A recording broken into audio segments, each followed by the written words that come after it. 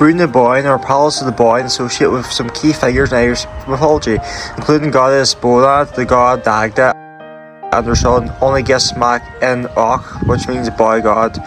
Brood the Boyne provides an interesting setting for the dream of Onlygus, one of the finest early Irish sagas, and Onlygus and Care, the woman he loves, are transformed into swans. Knowth is known as in Irish as Knova, which is derived from Knock Brew, which is the hill of Brew, and Bu or Bua is a goddess or a witch who's supposed to have been buried there. The name given to Newgrange is Sea and Brew, which is the ferry mound of the Brew. Many legends tell of his tricks involving the day and night and the manipulation of time. Professor Michael J. O'Kelly was aware of these legends when he began excavations at Newgrange. He eventually revealed that the passage tomb was aligned for the sunrise on the winter solstice. The name of Doaf or Doaf is derived from Doab, meaning blackening or darkening. The mythological king Bressil Boydad secured the labour of all the men in Ireland one day to build a mound to heaven at Doaf. His sister cast a spell to fix the sun in the sky so that they lasted forever, but Bressil's wicked behaviour ruined the spell, and so went down when the men escaped.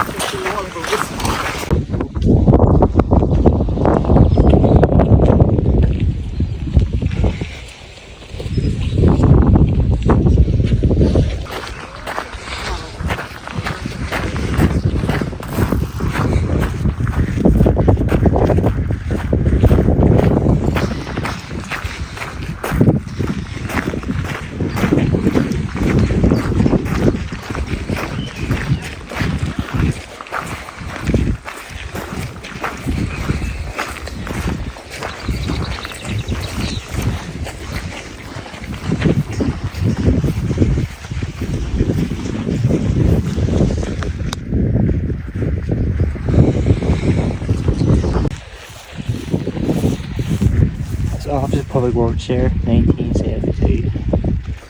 Some decorations of the sword here in the main road here. Some Celtic swords there.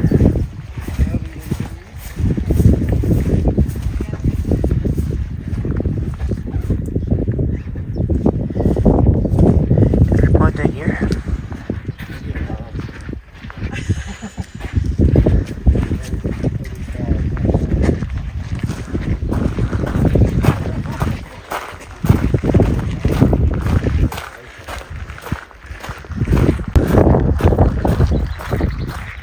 These were known as satellite mounds. There's a figure 7 around here.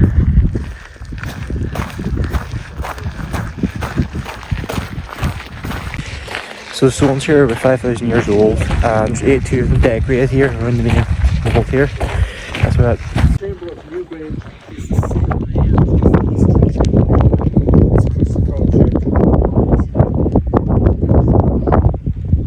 Now, actually, when I mentioned Newgrange, have you all heard about what happens at Newgrange in the winter? You're all aware of the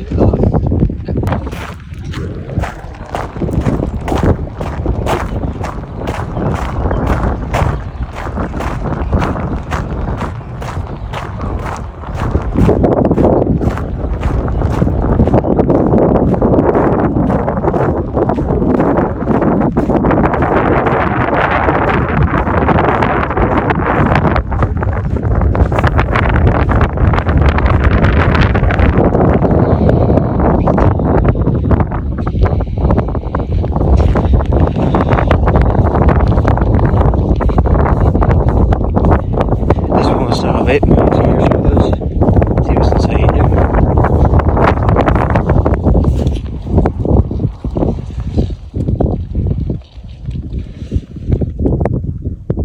Some looks like pottery. There's like stumps there, wooden stumps. So this is one of the satellite mounts here. There's 7 altogether right here. And as you can see from here, we have the 82 stones are decorated with the carvings. So a bit of history behind this. This is built by farmers back in 5000 BC before Christ. and inside the chamber they believe was royalty or like the elite. It's like they believe the elite people were buried there. So the evidence for that is that there's a lot of stones there from like there's quartz, white quartz from the Wicklow Mountains, and then there's stones from Dundalk that look like Easter eggs, and they're placed there. And the thing is, the horses weren't native to Ireland at the time, they had a wheel that we know of, so they probably walked all the way here to place stones as a mark of respect.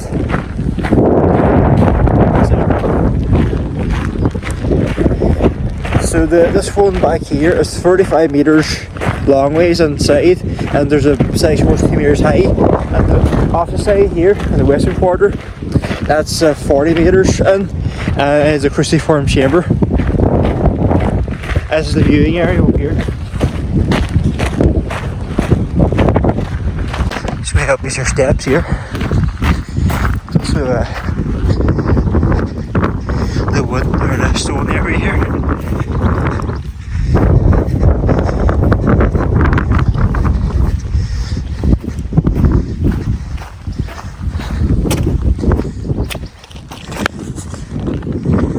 There's our one there, our satellite mount.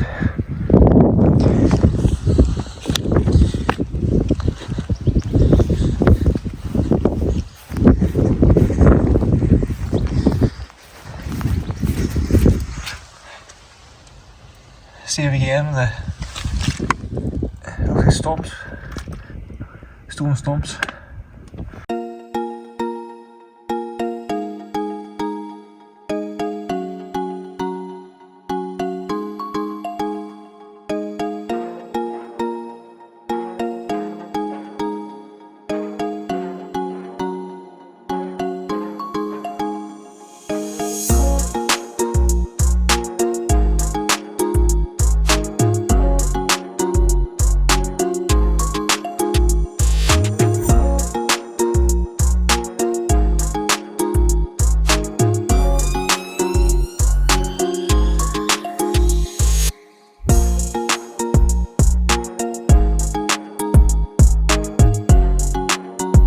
We'll check inside this one. Also, check this out. It's like a money green fort.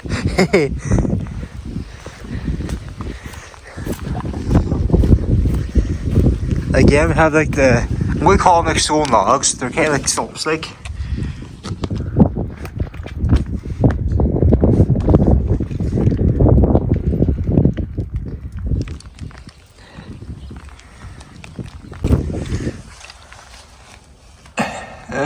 There ends in there.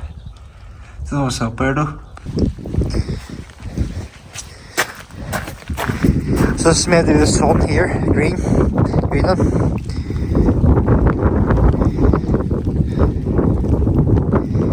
So this was the storage meant to mean. There's one up here as well.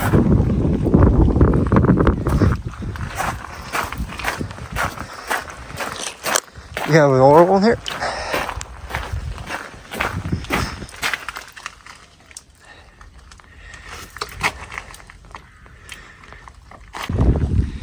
So we're going to drive the time here. We see us here.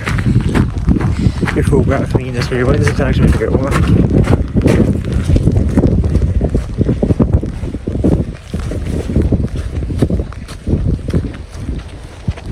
See?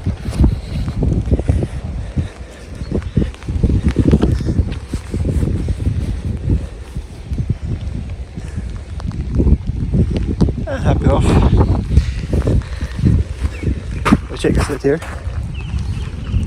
I wonder if these actually look like something areas or no idea what they mean. So this here by the Greer Mountain here, it could be royalty or the elites, or it could be a communal burial ground. The fact is we don't actually know.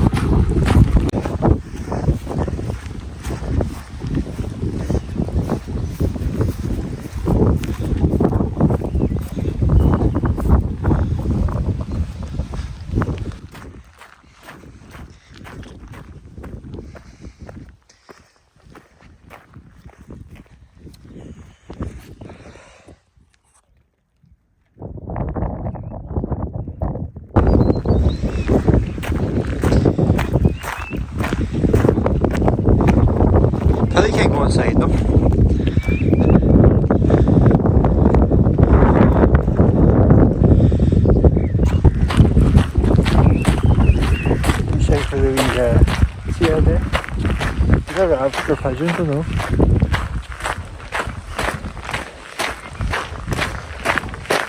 So, there's an entry point here.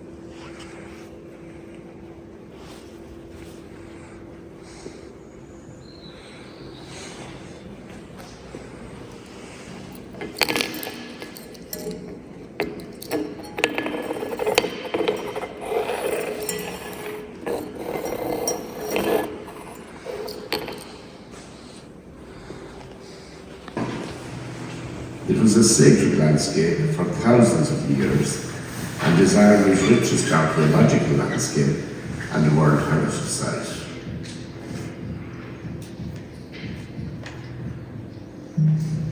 This was a special place for the people of the Neolithic period in Ireland, which lasted from around 4000 to 2500 BC. This is the time when people were farming but still using tools of stone, bone and wood. Neolithic people built 3 huge passage tubes here and dozens of other ceremonial structures. The 3 major passage tubes are Newgrange, Knowth and Knowth, which is where you are now. Knowth, as you see it today, consists of a great mound containing 2 large passage tombs and 19 smaller satellite tombs. Even before these were built, Neolithic people were using the site. The Great Mound is around 12 metres high and about 90 metres across. More than 120 curbstones were placed around its base, most of them richly decorated.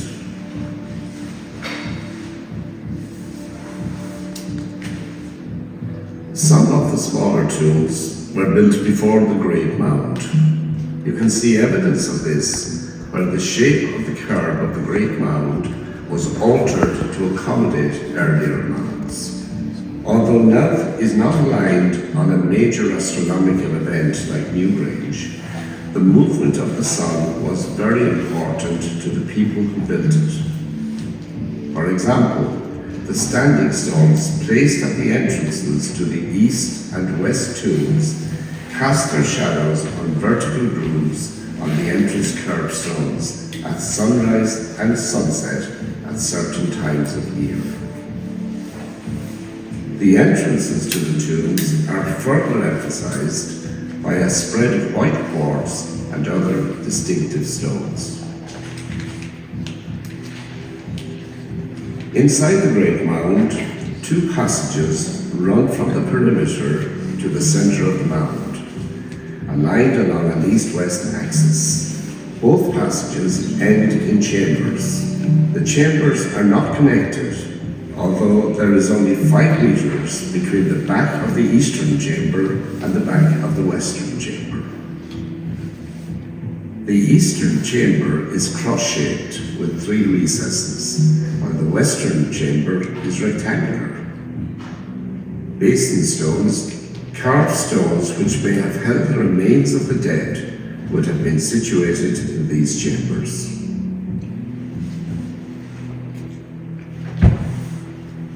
Extraordinary art can be found within the passages, in the chambers, and on the exterior curbstones.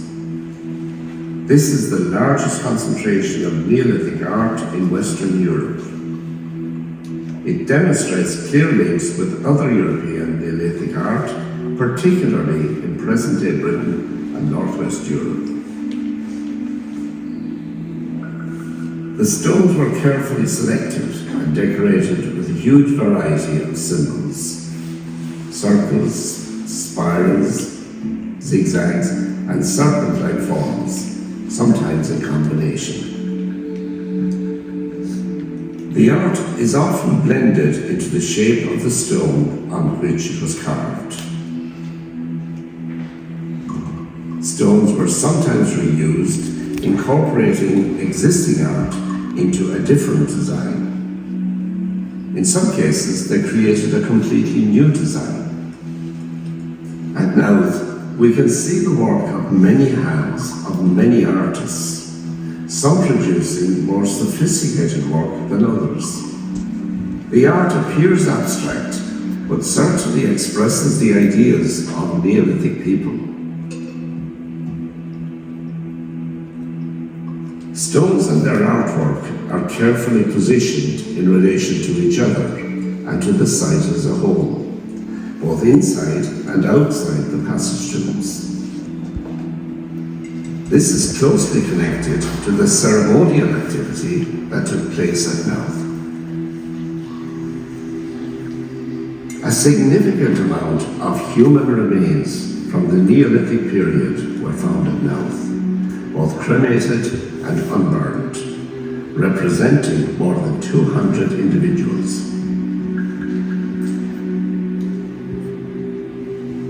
Many artifacts from the period have also been excavated around and within this site. The Knowth mace head is the most exquisite, but archaeologists have also discovered this large carved sandstone object, as well as pendants, beads, and bone and antler pins.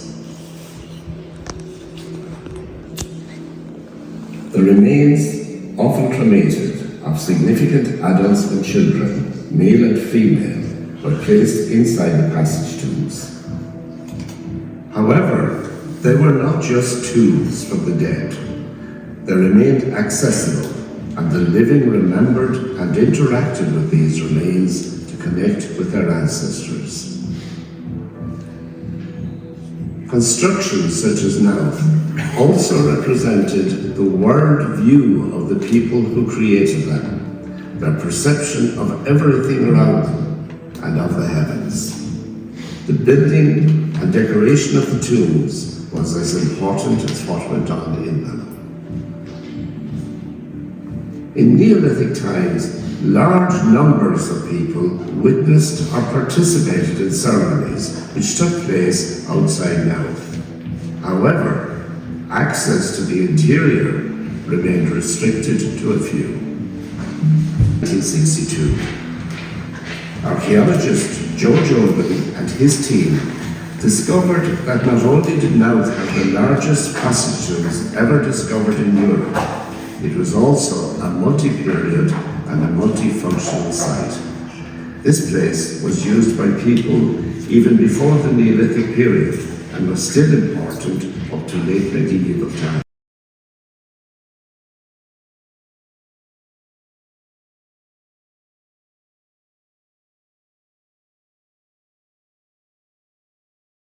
So the spiders that you can see here in the Boyne Valley, it's a geometrical motif, so it is.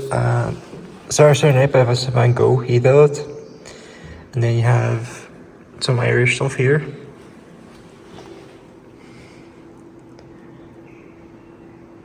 Here's the Holy Family Virtual Space one, the Sacred Geometry, the elements of that. Okay, trippy that's for this. You see this nature too, a fair fold or front, fair front, so Utah. The book of Kells, all those little Celtic knots there, swirls.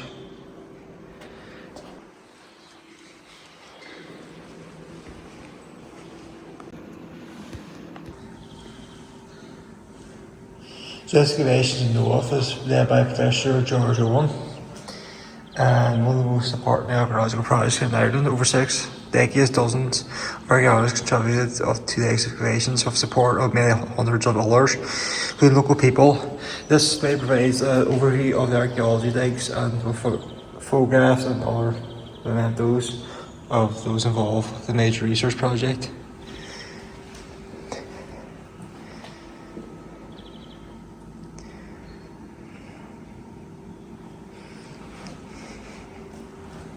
This is inside.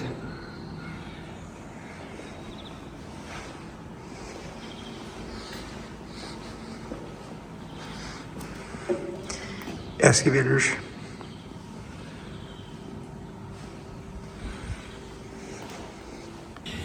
So this is all the structures inside that main mound.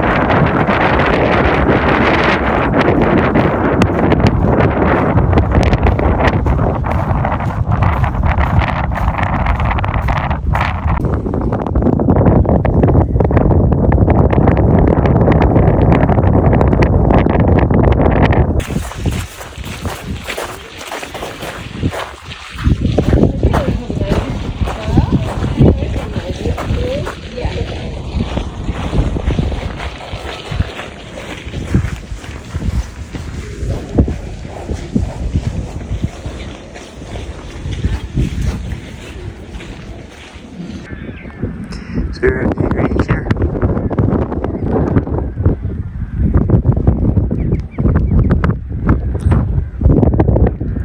Entry point.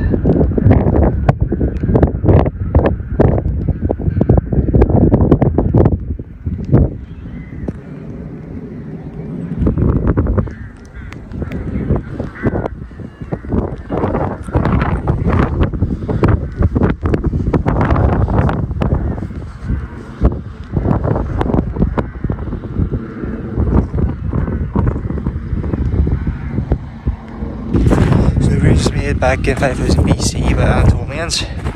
They came here 10,000 BC, and you see that there up here, that was discovered by Michael Kelly. He discovered that the sun during winter solstice goes through and shines in the burial tombs.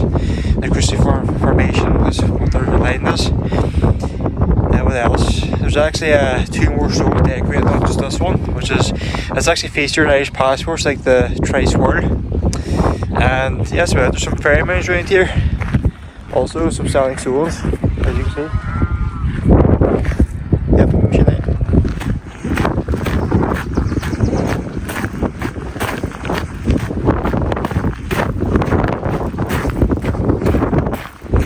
Should be a stone around here with some Celtic carvings on it. So the Anatolians actually came here. They left Turkey 6500 BC to go to Syria and places like that, and came here for BC as well. And they've actually seen this one before. There's a bowling here, nobody knows what it's for.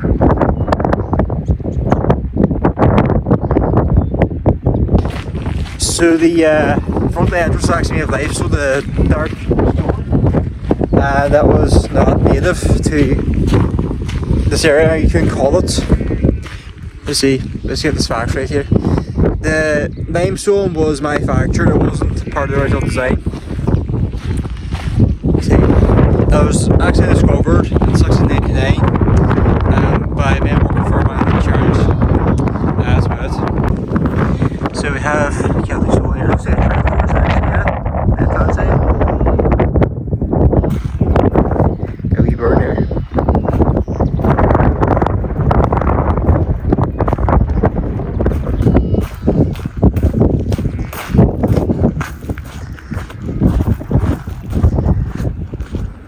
So you're not allowed to climb top of any of the monuments. There's only one you're allowed to climb on, that's in Knowth, or Meath.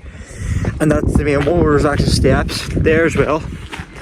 But this here's off limits to climb.